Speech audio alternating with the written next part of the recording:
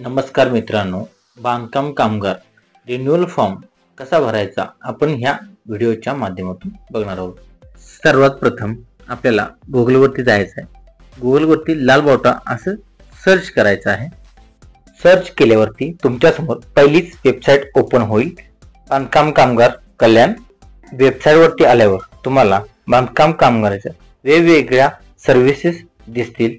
त्या सर्व्हिसेस मधील आपल्याला ऑनलाइन रिन्युअल फॉर्म या बटनावरती क्लिक करायचं। क्लिक केल्यानंतर तुम्ही नेक्स्ट पेज वरती याल। पेज वरती आल्यानंतर तुम्हाला सिलेक्टेड ॲक्शन या बटनावरती क्लिक करायचं। सिलेक्टेड ऑप्शन मध्ये तुम्हाला न्यू रिन्युअल आणि अपडेट रिन्युअल असे दोन ऑप्शन दिसतील।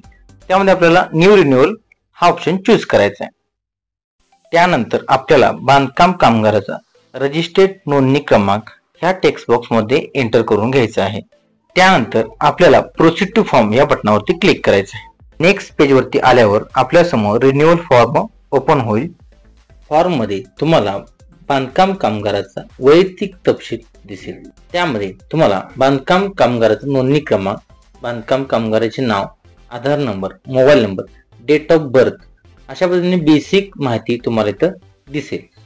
खाली आल्यानंतर तुम्हाला 90 दिवसाच्या कामकाजाच्या दाखल्याचा तपशील तुम्हाला इथं द्यायचा आहे। कामगाराच्या कामाचं स्वरूप, यामध्ये कामगार कोणते काम करतो याबद्दलची इथं माहिती द्यायची आहे। जारी करण्याचा प्रकार, यामध्ये तुम्हाला तुमचा दाखला कॉन्ट्रॅक्टरने दिलेला आहे की ग्रामसेवकाने दिलेला आहे हे तुम्हाला इथं सिलेक्ट करायचं आहे। सिलेक्ट केल्यानंतर तुम्हाला जारी करणाऱ्याचा नोंदणी क्रमांक लिहायचा आहे, म्हणजे कॉन्ट्रॅक्टरचा लायसन नंबर।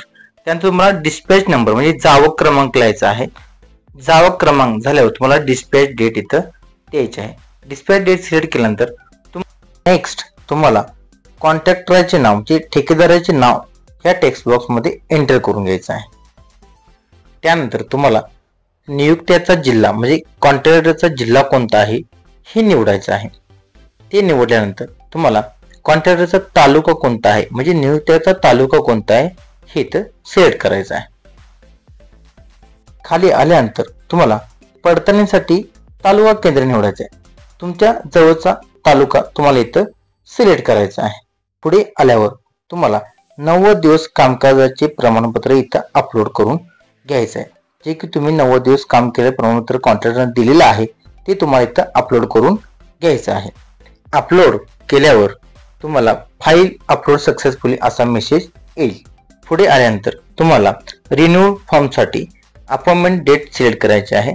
कॅलेंडर मधून तुम्ही एखादी डेट तिथं सिलेक्ट करून घ्या। आय ॲग्री करून सेव्ह या बटनावरती क्लिक करा। ओटीपी या बटनावरती क्लिक करा। क्लिक केल्यानंतर तुमच्या रजिस्टर्ड मोबाईलवरती ओटीपी जाईल। तो ओटीपी तुम्हाला या टेक्स्ट बॉक्स मध्ये एंटर करून घ्यायचा आहे। एंटर केल्यानंतर व्हॅलिड ओटीपी या बटनावरती क्लिक करा।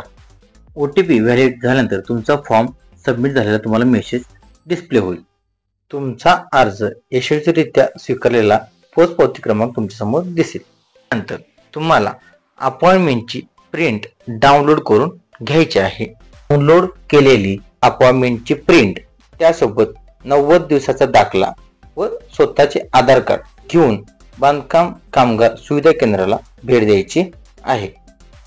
अशाच नवनवीन माहितीसाठी चॅनेलला लाईक करा, शेअर करा, सबस्क्राईब करा। धन्यवाद।